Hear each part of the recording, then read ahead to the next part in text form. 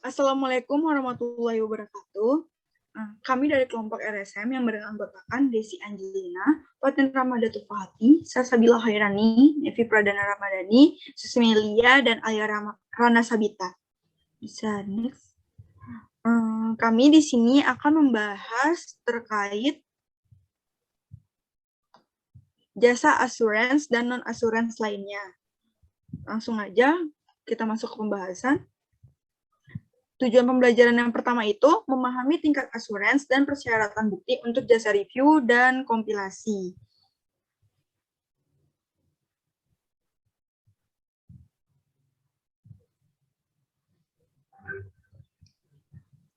Sebelumnya dulu mungkin. Nah, untuk jasa review dan kompilasi sendiri, ada standarnya. Nah, standar untuk kompilasi dan review ini disebut dengan Statement on Standard for Accounting and Review Service, atau SSIRS, diterbitkan oleh AICPA. Nah, komite ini sebanding dengan Auditing Standard Board untuk jasa yang melibatkan laporan keuangan yang belum diaudit milik perusahaan non-publik. Karena tidak melakukan audit, SSIRS merujuk pada akuntan publik yang melakukan jasa review dan kompilasi sebagai akuntan dan bukan auditor. Bisa di next. Nah, di sini bisa kita lihat ada hubungan antara pengumpulan bukti dan keyakinan yang diperoleh. Jadi semakin tinggi tingkatannya, maka semakin banyak pula pengumpulan bukti yang perlu dilakukan, dan semakin banyak bukti yang dikumpulkan akan semakin tinggi juga keyakinan yang diperoleh. Nah, bisa kita lihat kalau misalnya review itu satu tingkat di bawah audit. Jadi pengumpulan buktinya itu signifikan dan hasil ulasannya atau keyakinannya itu akan sedang. Sedangkan apabila audit itu pengumpulan buktinya ekstensif dan keyakinannya itu sangat tinggi. Bisa di next.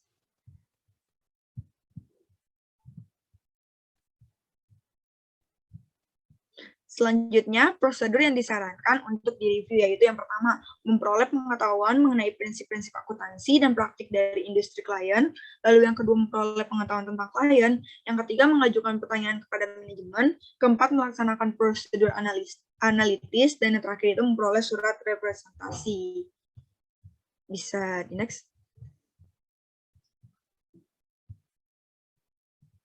Nah, selanjutnya itu ada bentuk laporan dari review. Nah, dari laporan reviewnya ada 3 aspek dari bentuk laporannya, yaitu yang paragraf pertama, serupa dengan laporan audit, kecuali untuk referensinya terhadap jasa review dan bukan audit.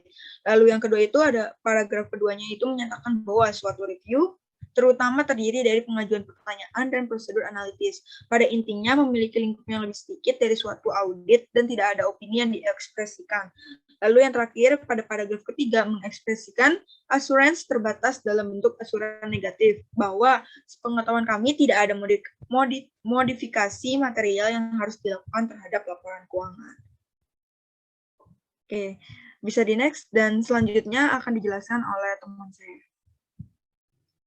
Baik, untuk selanjutnya di sini ada jasa kompilasi, di mana jasa kompilasi ini merupakan suatu jasa di mana akuntan menyiapkan laporan keuangan dan menyajikannya kepada klien atau pihak ketiga tanpa menyediakan assurance akuntan publik mengenai laporan tersebut. Bisa di next. Nah, untuk persyaratan dalam penugasan kompilasi ini ada beberapa persyaratan. Yang pertama, menetapkan pemahaman dengan klien mengenai jenis dan batasan dari jasa yang akan disediakan dan deskripsi dari laporan jika laporan diterbitkan. Yang kedua, memiliki pengetahuan mengenai prinsip-prinsip akuntansi dan praktik industri klien. Terus ketiga, mengetahui klien mencakup sifat dari transaksi bisnisnya atau catatan akuntansi dan isi dari laporan keuangan. Yang keempat, mengajukan pertanyaan untuk menentukan apakah informasi klien memuaskan. Dan yang terakhir, yaitu membaca laporan keuangan yang dikompilasi dan waspada akan adanya perhitungan yang nyata atau kesalahan dalam aritmatika dengan prinsip-prinsip akuntansi yang berterima umum. Bisa di next. Di sini ada bentuk dari laporan kompilasi, ada 3. Yang pertama kompilasi dengan pengungkapan lengkap, kedua kompilasi yang menghilangkan hampir semua pengungkapan, dan yang ketiga ada kompilasi tanpa independensi. Untuk selanjutnya di sini terdapat tujuan pembelajaran 2, di mana ini menjelaskan penugasan khusus untuk mereview informasi keuangan interim untuk perusahaan publik.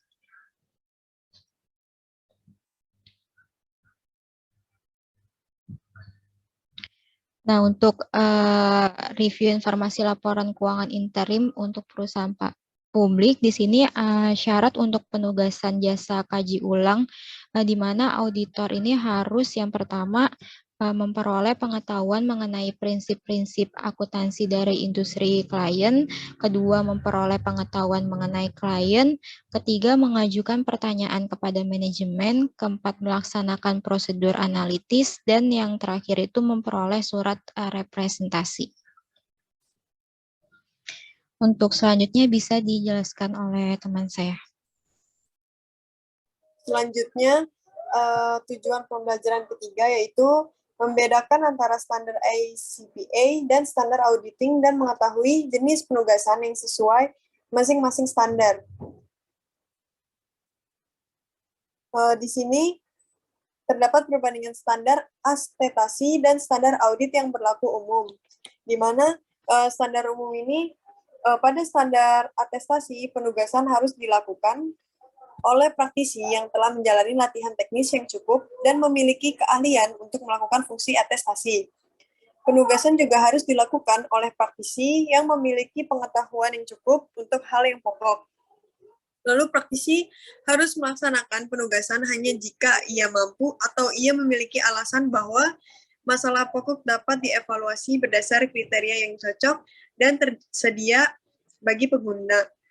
Yang keempat, dalam segala hal yang berhubungan dengan penugasan, independensi, sikap mental harus dipertahankan oleh praktisi. Lalu yang kelima, kepedulian profesional harus diterapkan ke perencanaannya dan kinerja penugasannya.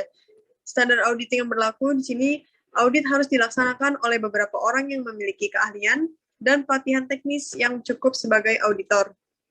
Yang kedua, dalam segala hal yang berhubungan dengan penugasan, independensi, sikap mental harus dipertahankan oleh auditor.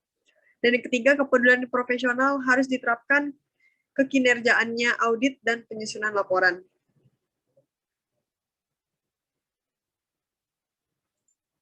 Selanjutnya, pada standar pekerjaan lapangan, pada standar atestasi, di mana pekerjaan harus dilaksanakan sebaik-baiknya dan jika digunakan, asisten harus disupervisi dengan semestinya. Lalu bahan bukti yang cukup harus diperoleh untuk memberikan dasar yang memadai atas kesimpulan yang diberikan dalam laporan. Untuk standar auditing yang berlaku umum, audit pekerjaan harus dilaksanakan sebaiknya dan jika digunakan asisten harus disupervisi dengan semestinya. Lalu adanya pemahaman yang cukup mengenai pengendalian intern harus diperoleh untuk merencanakan audit dan untuk menentukan sikap, waktu, dan luasnya pengujian yang harus dilaksanakan. Lalu bahan bukti yang kompeten yang cukup harus diperoleh melalui inspeksi, pengamatan, tanya jawab, dan konfirmasi sebagai dasar yang memadai untuk menyatakan pendapat atas laporan keuangan yang diaudit. Di sini, untuk standar pelaporannya, pada standar atestasi, laporan harus mengidentifikasi masalah pokok atau asersi yang dilaporkan dan menyatakan karakter penugasan. Laporan harus menyatakan kesimpulan praktisi mengenai masalah pokok atau asersi dalam kaitannya dengan kriteria yang digunakan untuk mengevaluasi masalah pokok itu. Yang ketiga, laporan harus menyatakan semua reservasi praktisi yang signifikan mengenai penugasan masalah pokok dan kalau dapat diterapkan. Asersi dikaitkan dengannya. Yang keempat, laporan harus menyatakan bahwa penggunaan laporan dibatasi hanya oleh pihak yang ditetapkan dalam kondisi tertentu. Pada standar auditing yang berlaku umum, di sini laporan harus menyatakan apakah laporan keuangan disajikan sesuai dengan prinsip akuntansi yang berlaku umum. Lalu yang kedua, laporan harus mengidentifikasi kondisi tertentu atas prinsip-prinsip yang diamati dalam periode berjalan yang tidak konsisten dengan periode sebelumnya. Yang ketiga, pengungkapan yang informatif dalam laporan keuangan harus dipandang sebagai cukup masuk akal jika tidak dinyatakan lain dalam laporan. Lalu yang keempat, laporan harus berisi pernyataan pendapat mengenai laporan keuangan secara keseluruhan atau asersi terhadap pengaruh yang tidak dapat dinyatakan oleh pernyataan tertentu. Manakala pendapatan keseluruhan tidak dapat diberikan, alasan harus dinyatakan dalam segala hal di mana nama auditor dihubungkan dengan laporan keuangan, dan laporan itu harus berisi petunjuk yang jelas mengenai karakter kerja auditor, dan jika ada, dan tingkat tanggung jawab audit yang bersangkutan. Selanjutnya, di sini ada perbandingan standar akreditasi dan standar audit yang berlaku umum. Di sini ada jenis penugasan, di mana pemeriksaan jumlah buktinya luas, tingkat keyakinannya tinggi, bentuk kesimpulannya positif, dan distribusinya umum. Untuk kaji ulang, jumlah buktinya signifikansi, tingkat keyakinannya sedang, bentuk kesimpulannya negatif, dan distribusinya umum. Pada prosedur yang disepakati, di sini jumlah buktinya bervariasi, tingkat keyakinannya bervariasi, bentuk kesimpulannya temuan, dan distribusinya secara terbatas. Selanjutnya bisa dijelaskan oleh teman saya. Selanjutnya tujuan pembelajaran keempat yaitu memahami sifat dari jasa assurance web trust. Next. Sebelumnya, jasa web trust itu merupakan suatu jasa spesifik yang dikembangkan di bawah prinsip dan kriteria trust service yang lebih luas secara bersama diterbitkan oleh AICPA dan CACA. Ketika melaksanakan jasa assurance web trust, KAP mengukur apakah situs web perusahaan sesuai dengan 5 prinsip trust service. Next. Kelima prinsip trust service itu yaitu yang pertama ada keamanan. Sistem ini dilindungi terhadap akses tidak sah. Yang kedua ada tersedianya. Sistem ini tersedia untuk operasi yang digunakan sebagai komitmen atau disetujui. Yang ketiga pengolahan integritas yaitu sistem pengolahan selesai, akurat, tepat waktu, dan berwenang. Keempat ada online pribadi. Informasi diperoleh sebagai hasil dari e-commerce dikumpulkan, digunakan, diungkapkan, dan dipertahankan sebagai melakukan atau setuju. Yang terakhir ada kerahasiaan, yaitu informasi yang ditunjuk sebagai rahasia dilindungi sebagai komitmen atau disetujui. Next. Tujuan pembelajaran selanjutnya akan dijelaskan oleh rekan saya. Baiklah, selanjutnya tujuan pembelajaran 5 yaitu memahami sifat dari assurance trust. Next.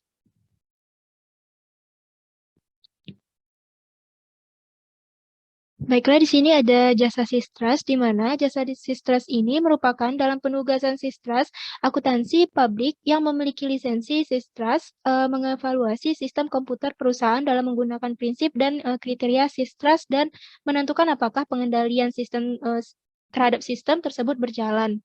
Next.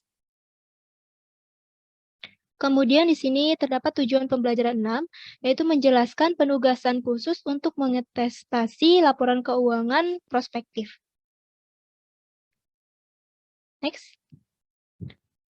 Kemudian Kemudian di sini laporan keuangan prospektif, di mana laporan keuangan prospektif ini mengacu pada prediksi atau ekspektasi laporan keuangan selama beberapa periode di masa depan atau laporan laba rugi atau pada suatu tanggal di masa depan atau neraca.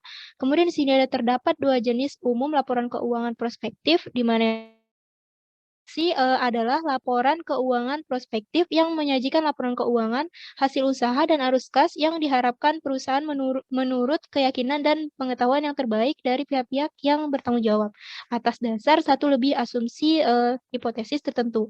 Kemudian yang kedua, peramalan atau forecast adalah laporan keuangan prospektif yang menyajikan posisi keuangan hasil operasi arus kas yang diharapkan perusahaan menurut keyakinan dan pengetahuan yang terbaik dari pihak-pihak yang bertanggung jawab.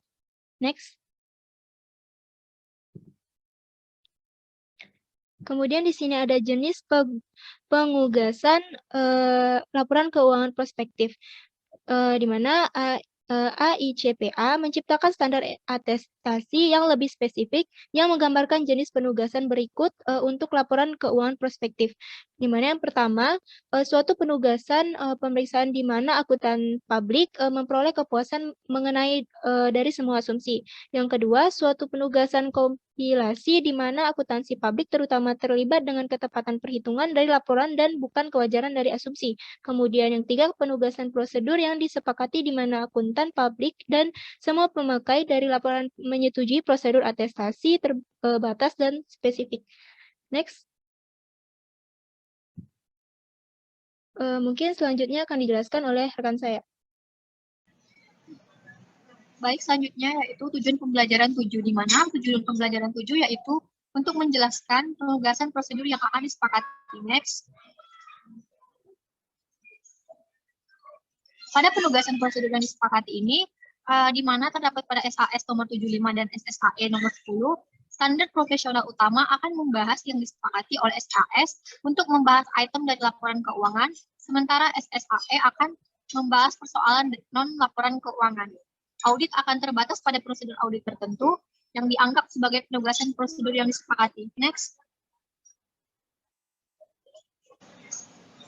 Tujuan pembelajaran 8. Pada pembelajaran 8 ini, di mana akan membahas mengenai penugasan audit, serta penugasan asuransi terbatas yang berhubungan dengan laporan keuangan historis. Mungkin bisa di next. Adapun dasar akuntansi komprehensif lain, di mana dasar kas atau yang sudah dimodifikasi, dasar pajak penghasilan, serangkaian kriteria pasti memiliki dukungan yang substansial. Next.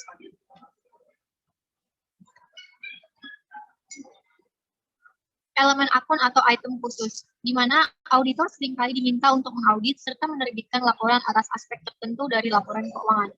Di sini terdapat dua perbedaan dari jenis audit. Yang pertama ada materialitas yang didefinisikan dalam istilah elemen, akun, dan item yang sedang diaudit dan bukan dari laporan keseluruhan.